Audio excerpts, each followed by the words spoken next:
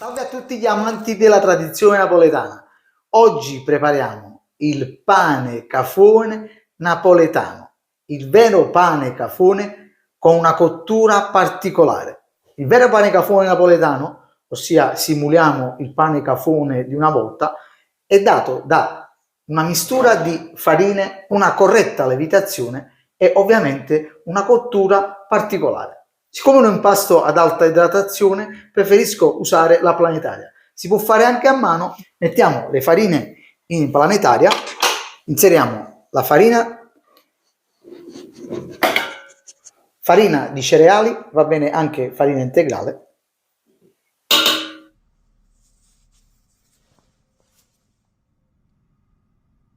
mettiamo il lievito nell'acqua, il sale lo rimaniamo alla fine. Se avete lievito madre va bene uguale in questa ricetta, ce ne vorranno 50 grammi. Se volete mettere lievito secco ci vorranno 2,5 grammi di lievito secco. Inseriamo la metà dell'acqua. Iniziamo ad impastare, velocità media. Io ho messo il gancio, potete mettere anche la foglia.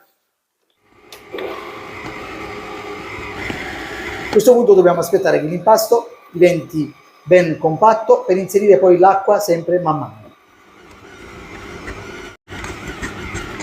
Come vediamo si è creata la maglia glutinica, quindi la metà ancora dell'acqua.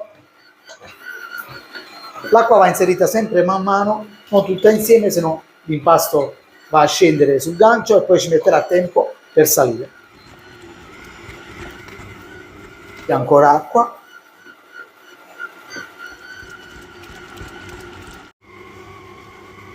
L'acqua va aggiunta sempre in questa fase.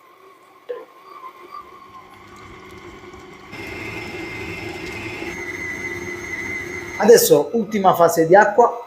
Vedete, io ho diviso in varie step l'acqua per non inserirla tutta insieme. Nell'ultima fase d'acqua inseriamo anche il sale.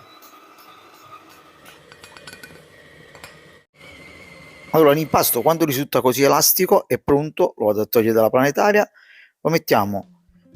Faccio vedere, guardate che spettacolo, è elasticissimo. Andiamo a mettere sul tavolo. Adesso l'impasto tende a rilassarsi, lo facciamo riposare per 5 minuti.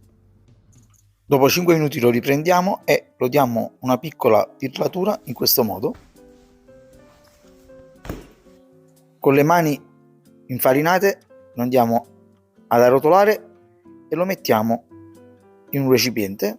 Facciamo lievitare l'impasto a temperatura ambiente in inverno, in estate alla temperatura di 15-16 gradi. Dopo 5-6 ore è pronto, guardate come è lievitato, più o meno ha impiegato 5 ore e mezza. Guardate come è elastico, budinoso, così deve essere. Lo mettiamo sul tavolo.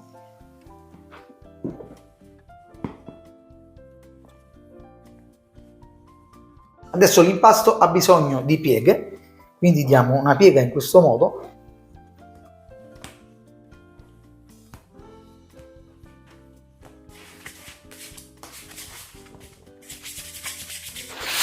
Mettiamo un po' di farina in superficie. Adesso facciamo riposare per un'ora. Dopo un'ora lo riprendiamo. Adesso andiamo a formare il pezzo con l'aiuto di un cartoncino o tarocco.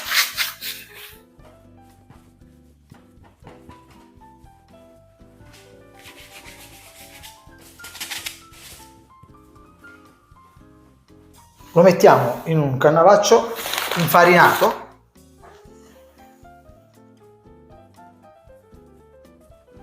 Mettiamo un po' di farina in superficie. Adesso andiamo a chiudere. Chiudiamo nel panno infarinato e andiamo a stringere con 3 pinzette, prima i 2 lati e anche il lato centrale. Diciamo con delle pinzette nel cannavaccio il pezzo di pane. Quando ha voglia di uscire, che sarà ben stretto, che è lievitato, sarà pronto. Più o meno ci vorranno 2 ore. Vediamo, è ben lievitato il pezzo, sta quasi per scoppiare. Tolgo le pinzette, andiamo ad aprire il pezzo con delicatezza Il pezzo è pronto, l'abbiamo slegato, è pronto per essere infornato. Guardate che spettacolo. Quindi andiamo a preriscaldare il forno alla temperatura di 180 gradi, statico. Quindi farina su una teglia, io uso questa di legno, ma potete usare qualsiasi tipo di teglia. Vado a mettere il pezzo sopra.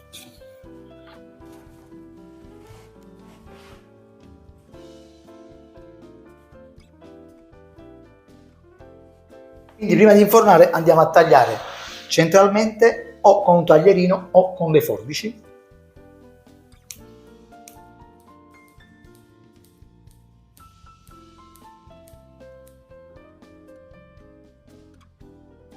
Adesso andiamo a infornare a mo' di pizza, oppure potete mettere anche una teglia se non volete mettere in fondo al forno, ma vi assicuro che in fondo al forno dà quel tocco sotto al pane, proprio del pane cafone. Quindi cottura sul fondo del forno a 180 gradi, poi dopo circa 10 minuti, vedete il pezzo ha una bella botta di calore perché è importante sul fondo del forno sia per la cottura sia per il calore. Poi dopo 10 minuti passiamo il pezzo centralmente su una griglia o su una teglia, cambiamo a 200 gradi per circa 30 minuti.